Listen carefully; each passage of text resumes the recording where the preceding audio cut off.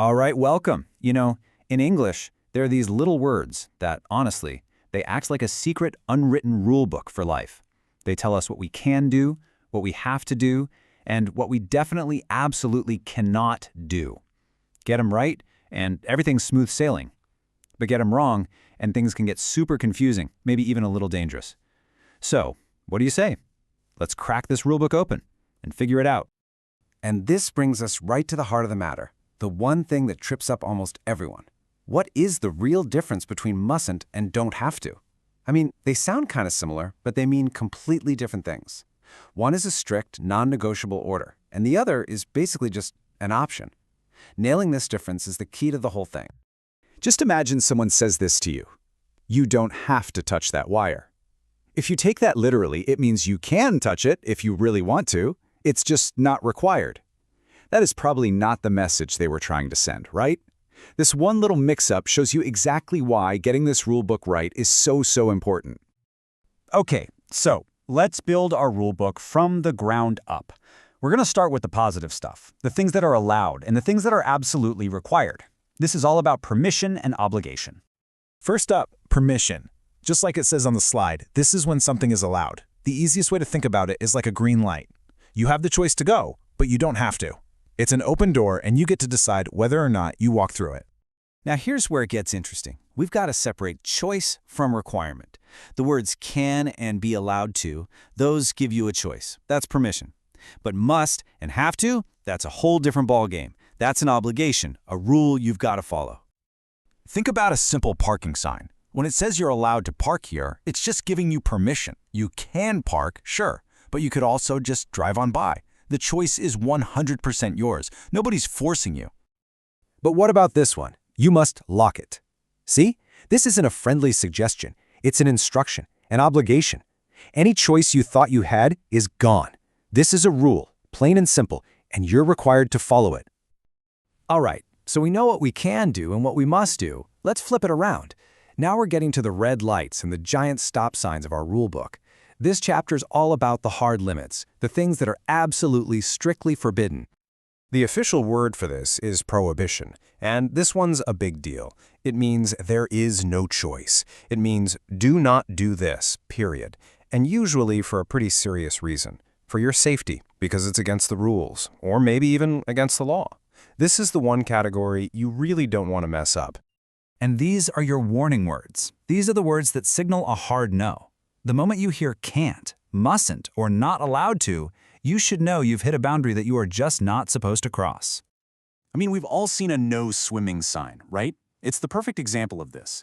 That sign is a clear prohibition. It's telling you, in no uncertain terms, you aren't allowed to swim here. It's not a suggestion, it's a rule designed to keep you from getting hurt. And here's where it gets really critical. You mustn't fall asleep when you drive. This is not just some good advice. It's a life-or-death rule. That word mustn't carries all the weight of a serious, terrible consequence. So the key takeaway is this. Mustn't is a powerful command not to do something. Okay, let's finally tackle the one that started this whole conversation. This chapter right here, it holds the key to the entire puzzle. It's not about what's forbidden, but about what's simply, well, not necessary. So this concept is called lack of necessity. And what it means is there's no rule, there's no obligation one way or the other. You are totally free to choose. You can do the thing if you want, but if you don't, that's fine too. Nothing bad is going to happen. And here it is. This is the big aha moment. Look at this side by side. Mustn't is a strict rule. It means something is forbidden. Do not do it. But don't have to? That's all about your choice. It's not required, so you get to decide. They're practically opposites. One is a hard stop, and the other is just saying, hey, the road is open if you feel like taking it. Here's a perfect everyday example. It's not cold out, so you needn't, or you don't have to, wear a coat. Now, could you wear a coat anyway? Of course, but it's not necessary. There's no rule, and there's definitely no consequence. The choice is totally yours. Okay, you've read the rulebook, you've seen the examples, now it's time to put that knowledge to the test. Let's do a quick little quiz. Ready? First one up, you blank fall asleep when you drive a car. Is it mustn't or don't have to? Go on, take a second. The answer has to be mustn't, right? This is a critical safety rule. It's absolutely forbidden. If you said don't have to, that would mean falling asleep at the wheel is an option. No way. All right, next question. We, blank, do the washing up now. We can do it tomorrow. Is the answer can't or needn't? The big clue is we can do it tomorrow. That tells you there's no immediate pressure. So the answer is needn't. It's just not necessary to do it right this second. And for our last one, you, blank, wear a uniform in the Army. What do you think? Can or have to? Yeah, in the Army, a uniform is not optional. It's a firm rule. It's a requirement.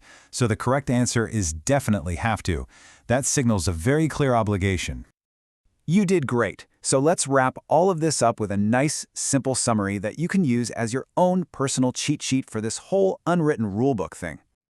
And there you have it, all in one place. You've got permission, which just means, yeah, it's okay.